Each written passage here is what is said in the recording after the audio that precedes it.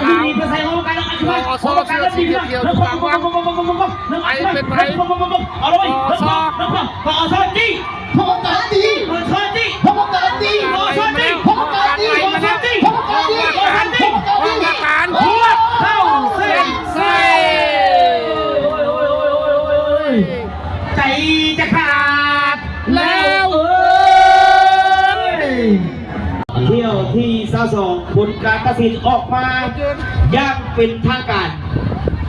มีเงินอยู่2ลำกอซออยู่ในน้ำที่2พวกการอยู่ในน้ำที่1เรือที่เข้าเป็นอันดับที่1ได้แก่เรือห้องว่าการเรือที่คณะที่2ได้แก่เรือกอซอเจ้าจุ๊บยังคอยกับพี่ทีมเขาพอใจเขาไม่เข้าใจอะไรเด้อเงินทั้ง2ลำกอซอปีหน้าพาใหม่ไปแล้วจักรไปแล้วบักไฟไปแล้ว1ลำแล้วไปคอน